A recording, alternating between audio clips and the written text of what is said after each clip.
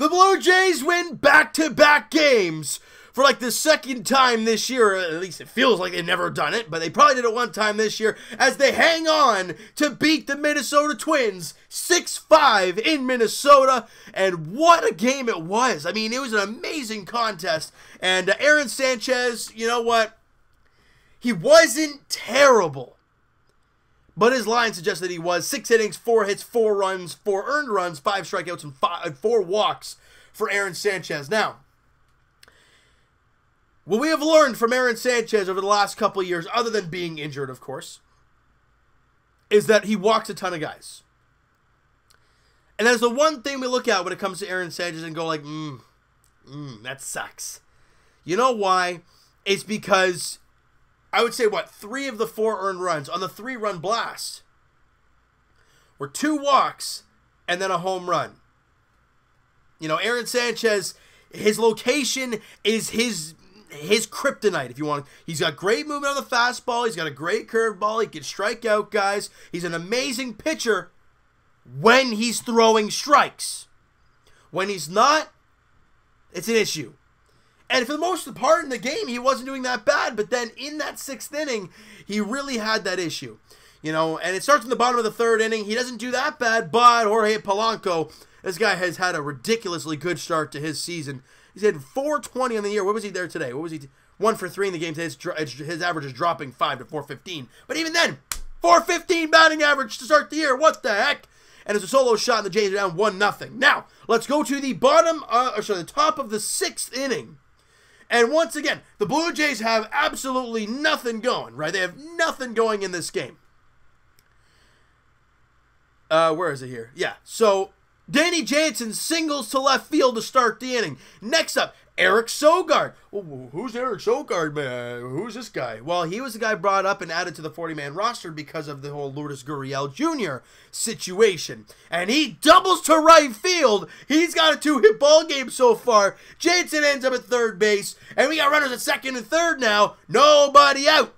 And for Freddie Galvis, too, oh boy, this could go real good. Galvis strikes out, and we're like, oh, God, this is not going to happen.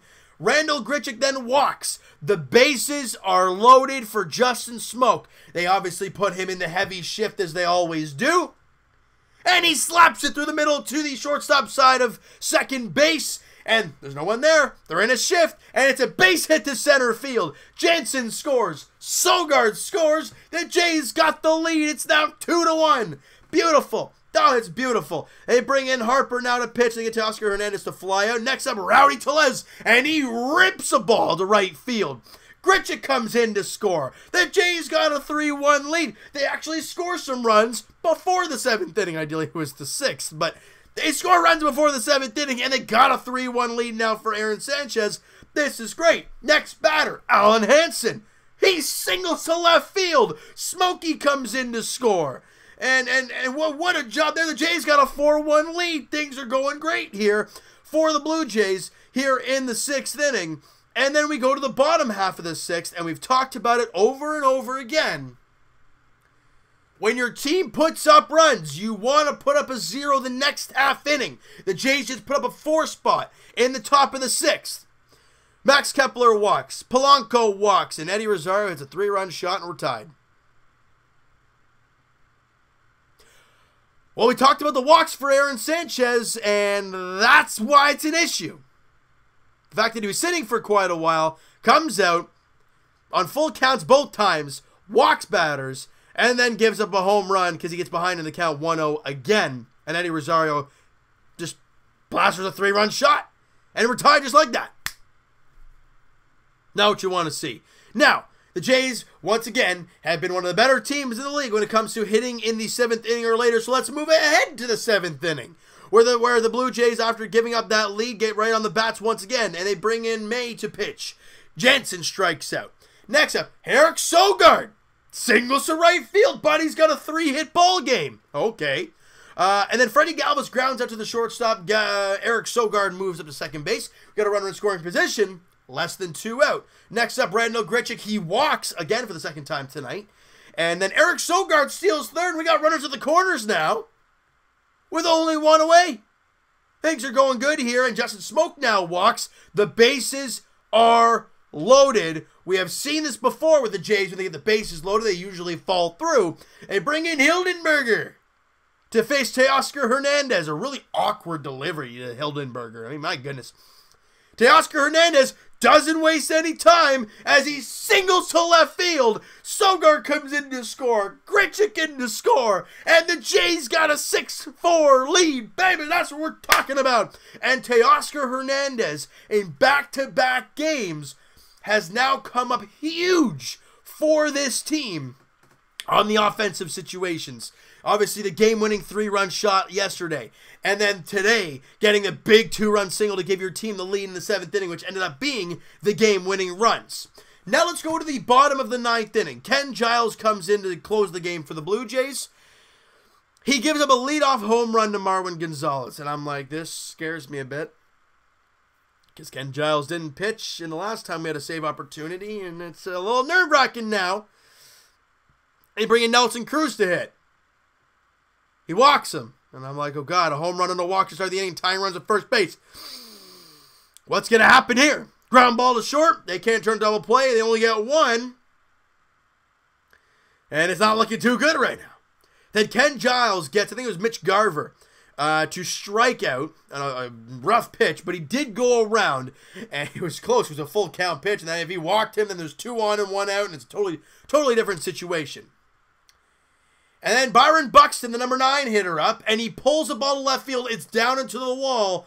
G.J. Crone rounds third. Teoscar Hernandez hits Galvis at the cutoff, and he fires home. He got him at the plate. Danny Jansen slaps on the tag, or more like he clobbers him. He kind of like runs into him like, yeah, you ain't making it to the plate, my man.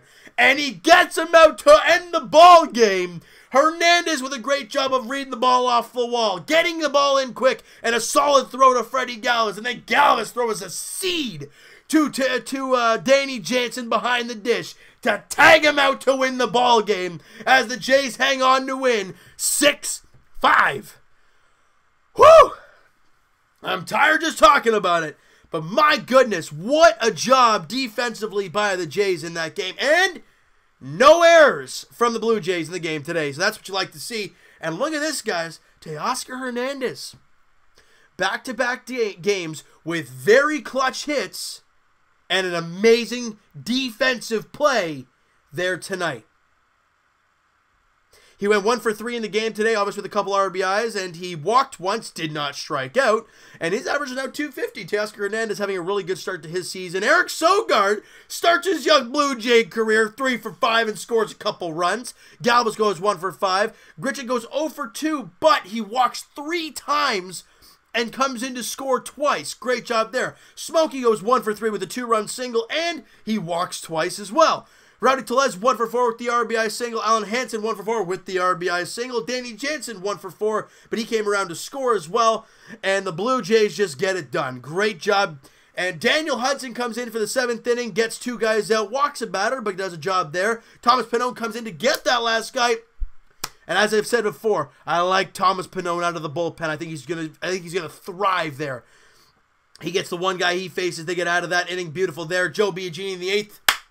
Clean job for Big Joe. No hits, no walks, no strikeouts. Just a clean job for Big Joe. He already had 3 on the year for Joe Biagini. And then Ken Giles picks up his 5th save of the year. Yes, he gives up the home run. And yes, he needs his defense to bail him out. But he gets the save. And the Blue Jays come away with the 6-5 victory. Game 3 of the 4-game series, guys, goes tomorrow night, 7:40 first pitch. Just like today, as Trent Thornton hits the mound for the Blue Jays, looking for kind of a rebound start after that rough one against the Tampa Bay Rays against Jake Odorizzi. Former Tampa Bay Rays. There you go. 7:40 first pitch there in Mini. And the Blue Jays look to win the first series of the season tomorrow night. Wouldn't that be nice to see for the Jays going to Minnesota, a place that they've really played well over the last many years? Go dating back to Jose and Donaldson and guys like that. They have done really, really well in that ballpark. And they continue right now winning both games to start the series. Game 3, like we said, goes tomorrow as they look to win their first series of the season. All right, so you know what, guys? That is going to do it for this one. You guys enjoyed this video, and you guys enjoyed the ball game today. Smack that like button. I do appreciate that. Hit the subscribe button if you guys have not already. Comment down below what you think of the game, the video. Also, your thoughts on, excuse me, Aaron Sanchez's outing.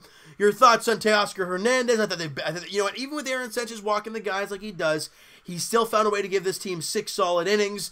And again, like we've talked about many times, giving your team a chance to win. And even though, yes, the 3-run home run did occur, but for the most part, the Jays were in the ball game for the most part of the game. And yes, even with the 3-run shot and the 4 runs given up, it was a tie ball game. So it's all right for Aaron Sanchez. And you know what? He's a great player, and we know he's going to bounce back on in his next outing for sure. And also your thoughts on guys like Rowdy Tellez. Eric Sogard in his first game as a Blue Jay. What do you think of him in the leadoff spot? I think you should play there again tomorrow. Why? Because he did well today. Why not? All right, because there's no stable second baseman right now, so why not give the guy a chance? All right, so I want to hear your guys' thoughts on this game and all that stuff. And Evan and I will talk to you as podcast edition. It's either going to be... We have no idea what the heck the next podcast is going to be. I'm going to be blatantly honest there. All right, so the links are in the description, though, for the podcast channel and for the podcast itself on iTunes. Twitter is also down below. Follow up, send me a DM.